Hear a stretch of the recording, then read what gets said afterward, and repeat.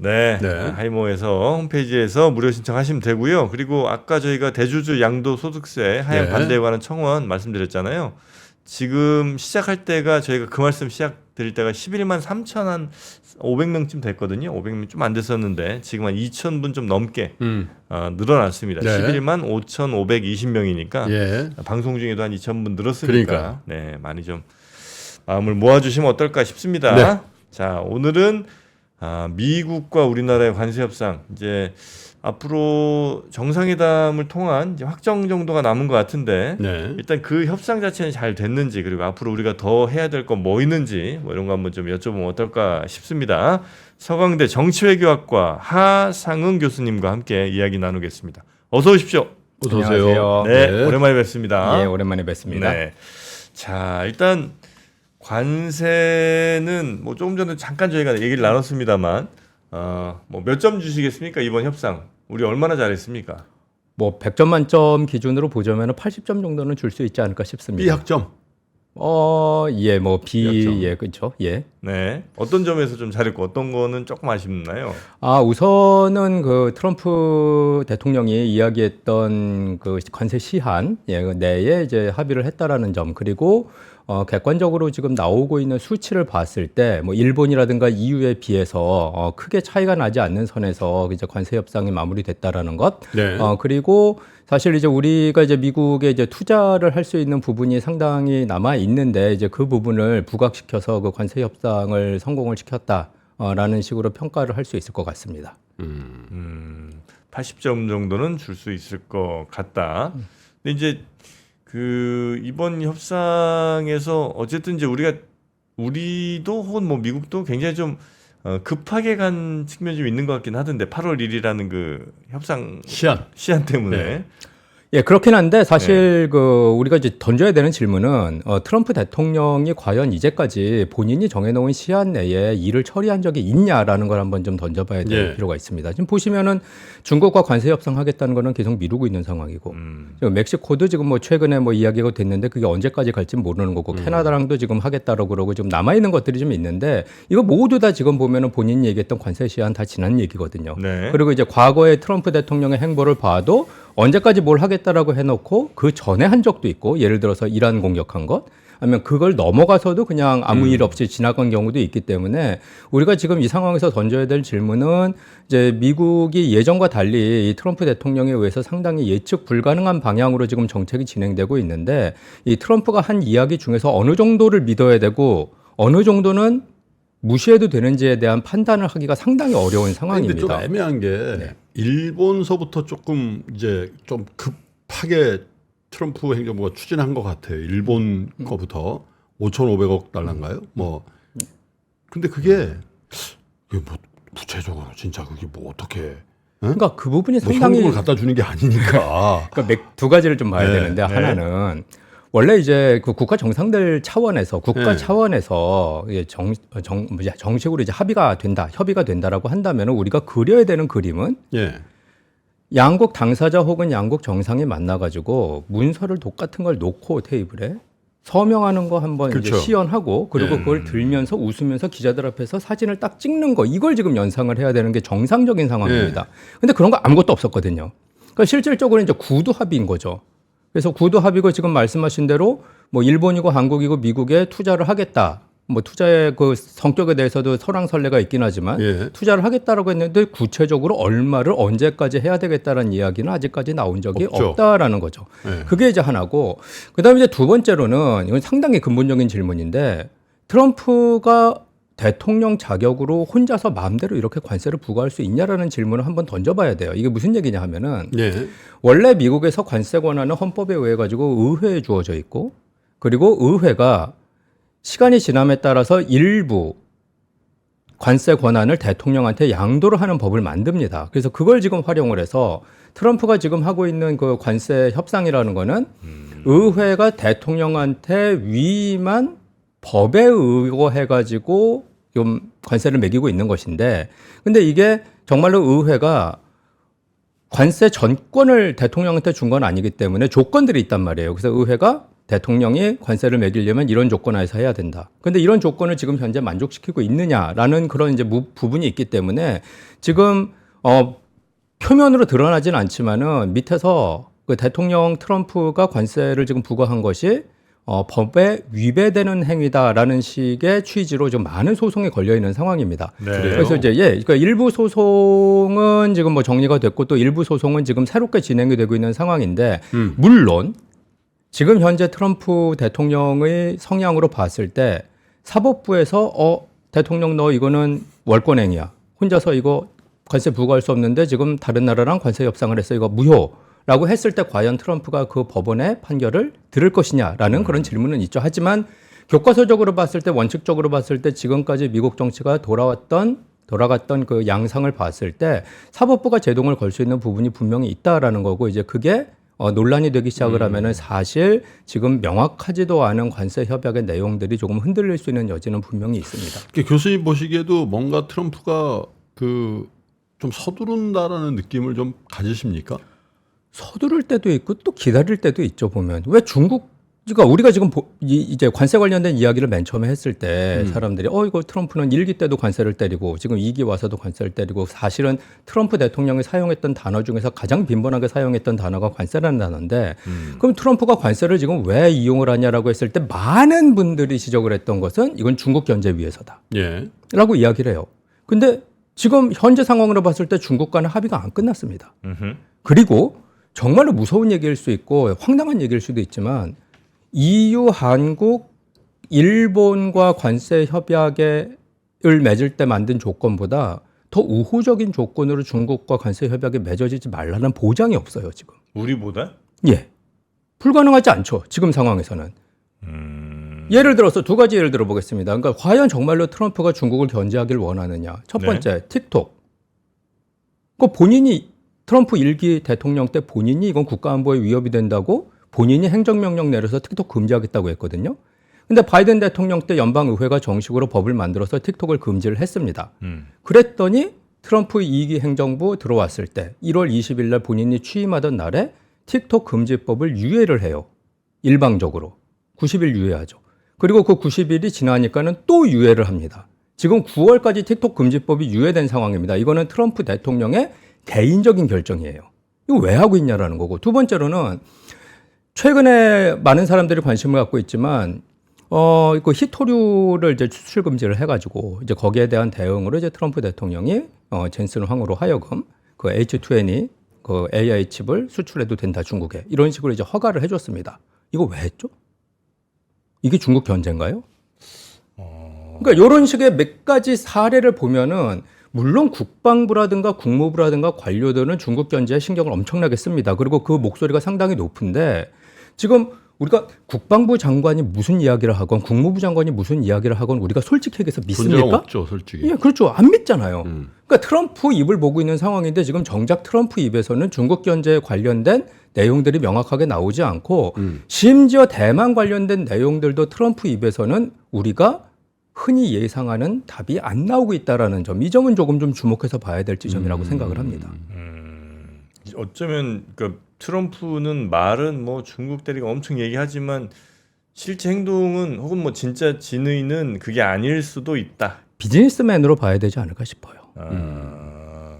그래요. 근데 우리는 원래 이거 할 때 우리 국방 안보까지 넣어가지고 뭔가 포괄적으로 협상을 하려고 그랬던 거잖아요. 우리 그런 이야기도 있었습니다. 네. 예.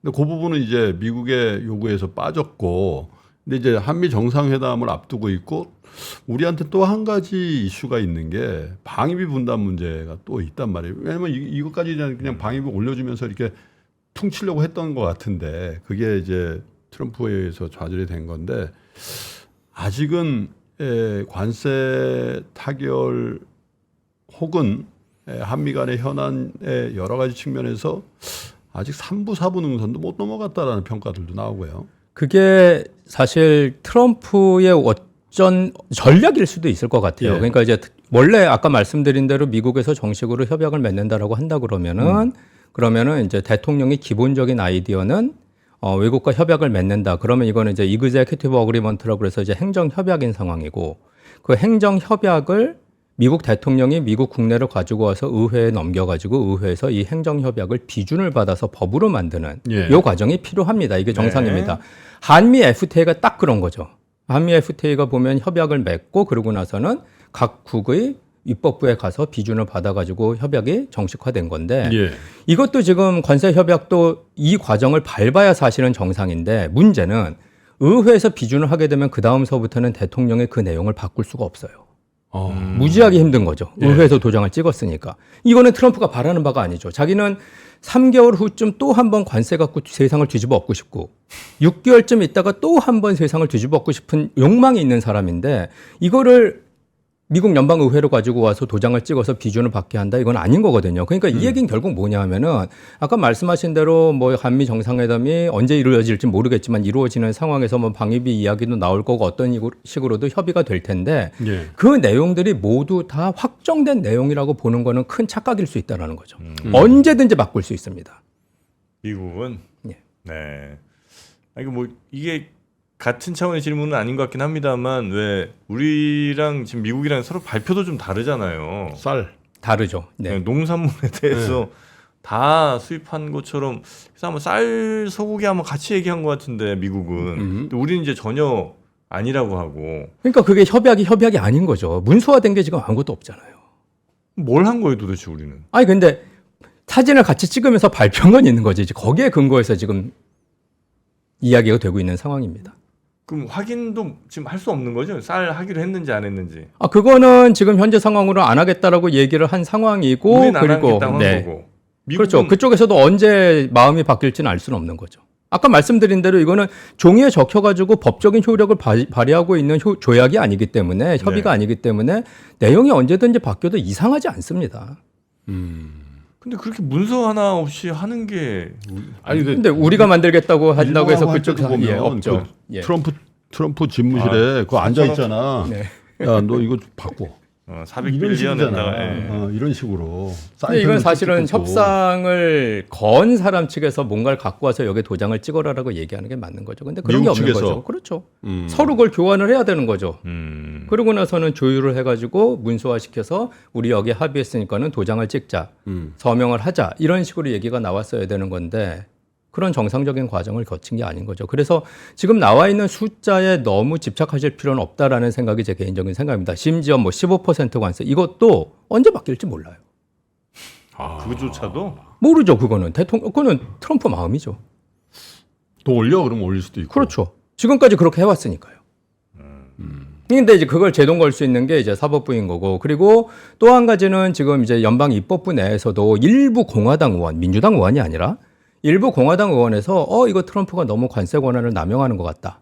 그래서 지금 법을 하나를 만들려고 노력을 하고 있는 게 있습니다. 잘 안 될 것 같긴 한데 그 이제 법의 내용이 뭐냐면 쉽게 얘기해서 트럼프 대통령이 다른 나라랑 관세 협정을 맺는다고 했을 때 그 내용을 며칠 안에 의회의 승인을 받아가지고 합의를 하도록 해라. 그래서 의회가 그 관세 협약 과정에 관세 논의 과정에 개입을 하겠다라는 그런 이제 취지의 법을 지금 만들려고 하고 있는데 잘 안 될 것 같긴 하지만은 그래도 주목해야 될 것은 이게 다른 민주당도 아니고 공화당 의원에 의해 가지고 지금 주도가 되고 있다라는 점. 요건 좀 주목해야 된다는 지금 겁니다. 공화당 내 혹은 이제 마가라고 불리는 트럼프의 핵심 지지층 내에서의 균열이 있다.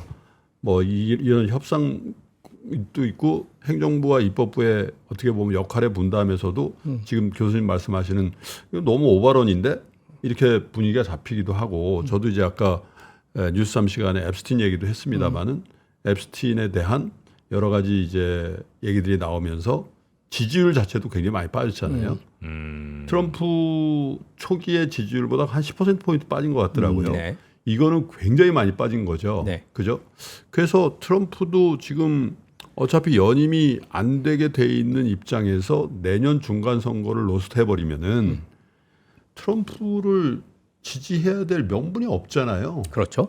그걸 지금 굉장히 의식하고 있는 거 아닌가. 그래서 근데 어떻게 해서 경기도 빨리 살리고 무역협상도 자기가 잘했다고 빨리 예. 뭘 하고 그렇게 하려는 의도가 보이는 거 아닌가. 이 두 가지를 봐야 되는 게 하나는 트럼프가 내년 중간 선거에 신경을 쓴다. 음. 다른 하나는 트럼프가 내년 중간 선거에 신경을 안 쓴다. 두 가지 시나리오가 다 가능합니다. 예. 그러니까 트럼프가 내년 중간 선거에 신경을 쓴다라는 거는 이제 자기가 레가시를 만들고 싶은 거예요. 그러니까 예. 내가 지금 대통령 지금 두 번째 하고 있는데 근데 뭔가 이제 자기가 생각하고 있는 것을 의미 있게 오랫동안 유지되도록 만들겠다라고 한다면 정책을 그러면 이제 요번에 통과시킨 것과 같은 One Big Beautiful Bill Act와 같은 것을 정식으로 통과를 시키는 거죠. 여기서 이제 중요한 지점은 미국은 의회가 가지고 있는 권한이 대통령보다 크기 때문에 헌법상 그러니까 미국 대통령을 이제 후세에 평가할 때 가장 중요하게 보는 것 중에 하나가 그 대통령이 임기 중에 어떤 법을 의회에서 통과시켰냐를 기준으로 봅니다. 네. 그렇기 때문에 트럼프 입장에서는 나중에 30년, 40년 있다가 트럼프 대통령 시기를 평가를 할 때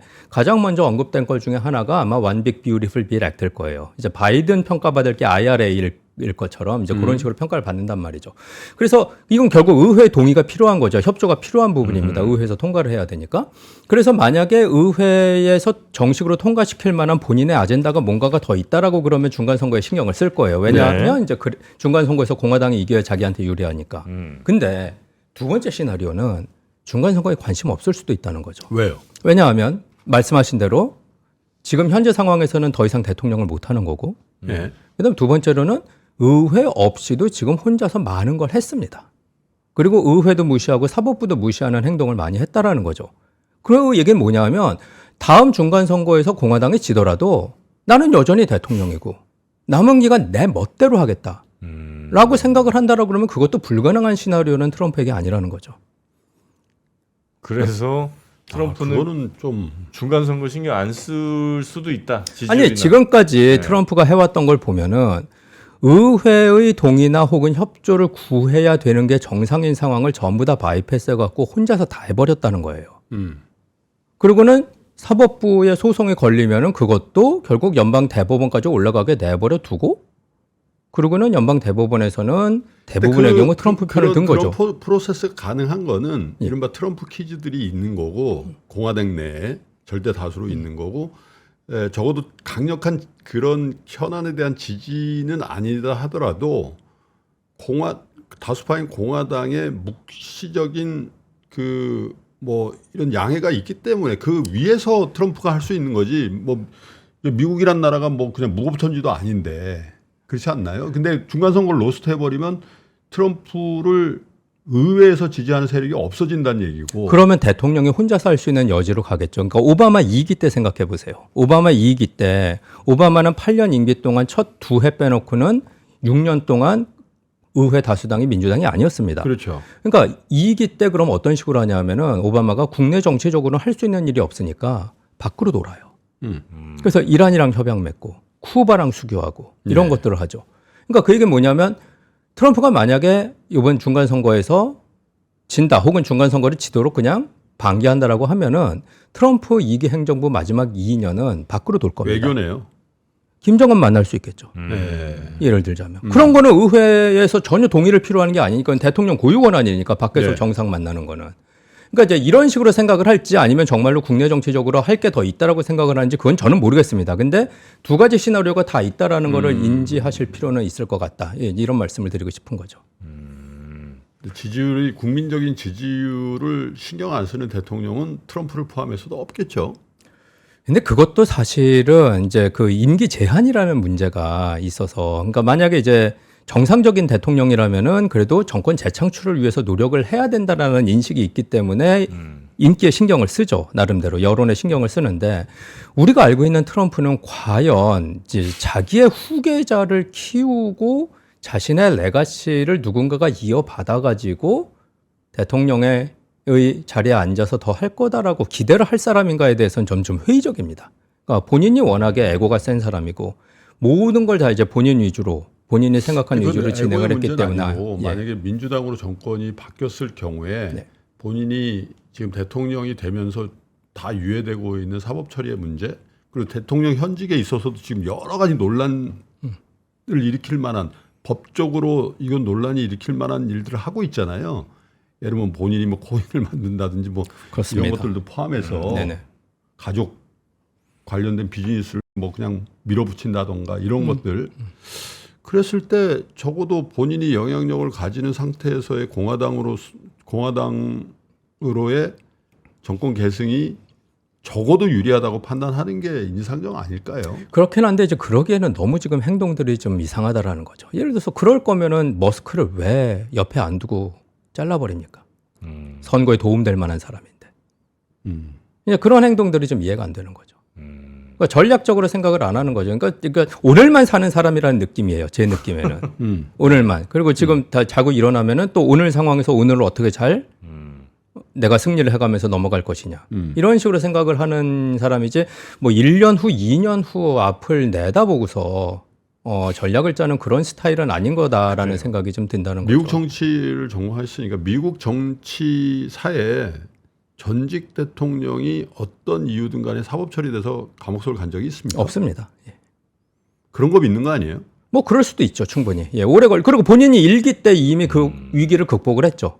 바이든 때. 그러니까 일기 때 뭐 러시아 그 선거 개입 관련돼 가지고 이제 특검도 움직인 게 있고, 그리고 관련된 여러 가지 법률적인 문제들이 있었고, 2021년 1월 6일 관련돼 가지고 이제 그 사법과 과정도 이제 진행이 되고 있었던 상황이고, 이제 그게 다 지금은 무효화되고 이제 무능력해진 상황이기 때문에 뭐 그런 또 본인의 사법부를 대하는 능력에 대한 뭐 그런 믿음 같은 것도 네. 이제 반영이 됐다, 이렇게 볼 수 있을 것 같습니다. 좀 그런 사람을 대해야 되는 우리나 뭐 다른 나라들은 어떻게 좀 해야 됩니까? 뭐 특히 우리 정부 다른 나라 걱정할 필요 없을 것 그렇죠. 같고. 예. 네. 그러니까 사실은 오늘- 참 어려운 부분입니다. 그게 오늘만 사는 사람은 어떻게 이겨요? 참 어려운 부분인 게, 네. 그러니까 결국 그 사람이 원하는 게 뭐냐라는 게 명확하지가 않은 게 지금 제일 큰 문제거든요. 그러니까 뭐를 원하고 그다음에 얼만큼 원하냐. 그리고 그 원하는 게 이제 계속 바뀌는 거죠, 보면은. 그러니까 한 가지 예를 들자면 지금 트럼프가 왜 지금 이런 식으로 보호무역적으로 가느냐라고 이야기했을 때 사람들의 대답이 사실은 다양해요. 아까 말씀드린 대로 중국 견제라는 대답도 있고, 쌍둥이 적자 해소를 위해서 그렇다라고 하는데 그런 경우도 있고, 그다음 뭐 다른 여러 가지 이제 뭐 중산층을 회복하기 위해서 내지는 뭐 제조업을 활성화시키기 위해서 여러 가지 이게 얘기가 있는데, 사실은 그 중에서 정말로 트럼프가 원하는 게 뭔지에 대해서 뾰족하고 명확한 대답을 우리가 갖고 있지 않다라는 거고, 아무도 거기에 대한 대답을 제공을 해주지 못하고 있는 상황입니다. 그렇기 때문에 네. 결국에는 전략적으로 봤을 때는 스테이터스 쿠어가 최고겠죠. 현상 유지, 아무것도 바꾸지 않는. 할 수 있다면 현상을 유지하고 이 폭풍우가 지나가는 거를 자꾸 트럼프의 눈에 안 띄는 게 좋은 거예요. 그러면 버티는 거죠. 트럼프가 딴 데 신경 써 가만히 있는데 무서운 아버지 집에 안 들어올 때 좋은 것처럼. 아 그래요. 그 방법 말고는 뭐가 있을까? 만약에 그러니까 이제 위험 부담을, 물론 이제 모든 게 그렇지만 이제 리스크 어버스한 거고, 이건 이제 리스크 테이킹을 한다라고 그러면은 네. 뭔가 이제 좋은 거를 그 사람과 딜을 얻어내겠다라고 하는데, 리스크 테이킹이라는 건 사실은 좋은 걸 얻을 수도 있지만 그만큼 안 좋은 걸 얻을 수 있는 가능성도 높은 건데. 그렇죠. 근데 지금 같은 불확실성 상황이 높은 상황, 특히 그리고 대통령 본인, 그러니까 트럼프 대통령 본인의 그런 행동 자체가 명확하지 않은 상황에서는 제 개인적인 판단을 봤을 때는 어떤 형식으로든 간에 현상 유지를 하는 방향을 협상 혹은 이제 대화의 목적으로 삼는 게 지금 현재로서는 가장 바람직하지 지금 않을까라는 약간 생각을 일본이 합니다. 그런 스탠스 취하는 것 같은데. 일본이 사실은 그런 게 있죠. 일본이 예전에 트럼프 일기 때 너무 훅 가가지고 아베가 막 가가지고 골프 치고 막 넘어지고 막 이렇게 해가지고 너무 친해가지고 그 다음에 수습이 잘 안 된 그 교훈이 있어가지고 이번에는 약간 국내적으로 다른 소리도 내고. 그렇죠. 일본 케이스도 잘 봐야 되는 게, 말씀하신 대로 상당히 일본이 우리보다 잘하는 걸로 평가를 받았었는데 지금 와서 보면은 그렇지 않잖아요. 예. 줄 거 다 주고. 욕은 욕대로 먹고. 네. 그러니까 그냥 너무 친할 필요도 없고 꼭 봐야 되면 보고 그렇게 버텨야 된다는 얘기네. 근데 뭐 우리 또 경험 많으신 공무원들이 그런 것도 잘하실 거기 때문에 저 그냥 그건 제가 뭐 이제 지지율이 코멘트를 할 수 있는 지지율이 상황은 아닌 것 떨어지고 같습니다. 정치적인 기반이 약해지면 북한 같은 데의 변수를 확 이렇게 해가지고 좀 주의를 끌고 뭐 그럴 가능성이 많아지죠. 그러니까 아까 말씀드린 대로 대통령 혼자서 할 수 있는 일들이 있습니다. 헌법에 주어진. 그 대표적으로 이제 외국 나가 사는 일이죠. 외교 관련된 거니까 이제 그것을 적극적으로 활용할 여지가 분명히 있겠죠. 그런 가능성도 우리가 염두를 좀 해둬야 되겠습니다. 자, 그럼 이제 또 장이 곧 시작을 할 테니까 어떻게 되는 거예요, 장이 지금? 장이 한번 봅시다. 네, 그런 거 이제 장 보시기 전에 시간이 혹시 좀 괜찮으시면 또 이럴 때 오늘 너무 장만 보지 마시고 돌려야 돼요. 예, 시선을 좀 돌려야죠. 네, 돌려야 여유를 또 돼요. 가져야 되고. 네. 예. 전원경 교수님과 함께 미국의 7대 미술관을 함께 예. 투어하는 미국 투어 8기가 이제 또 준비 중이잖아요. 네, 미국 투어는 또 우리 이거 김 제가 아트 투어 같이 했었잖아요. 네, 솔직히 진짜 저것만 하고 싶더라. 음, 너무 좋아. 네, 너무 좋아. 그 함께 했던 분들이 너무 좋아하셔. 작품에 대한 이야기도 좀 들으시고, 진짜. 같이 식사하시고, 너무 좋아. 그러나 뭐 우리가 어떻게 사실 우리 전원경 교수님이랑 같이 가려면 이게 얼마나 힘든 일이겠습니까? 그러니까. 근데 그리고 전원기 교수님이 네, 약간 뭐라고 하죠? 본인이 너무 좋아해. 본인이 너무 좋아하셔. 네네네. 의무감이 하는 게 아니라 본인 몸을 안 아끼고 그냥 막 해버려. 자, 그런 8기 지금 준비하고 있으니까요. 네. 그거 혹시 미국 추석 시즌에 하면 될 것 같은데. 추석 열흘 휴가잖아요. 네, 그때 혹시 가능하신 분들은 한번 네. 살펴보시기 바라겠습니다. 자, 링크 따라가시면 되겠고요. 자, 오늘 우리 함께 해주신 우리 하상훈 교수님 오늘 대단히 감사하고요. 아마 앞으로 뵐 일이 좀 자주 있지 않을까 싶습니다. 네. 또 뵙겠습니다. 예, 고맙습니다. 네, 고맙습니다. 자, 저희도 여기서 인사드리고 오프닝 벨 라이브 바로 네. 함께 하시면 되겠고요. 저희는 내일 아침에 다시 뵙겠습니다. 청원 할 테니까 다 같이 해요. 청원. 청원이요. 네. 네, 주소 올려드립니다. 함께 해주신 여러분 고맙습니다. 네. 전원경 교수님과 함께 미국과 필라델피아를 누비며 세계 7대 미술관을 모두 관람합니다. 관심 있으셨던 분들은 조금 서두르시면 좋겠네요. 영상 아래 링크에서 자세한 내용을 확인하세요.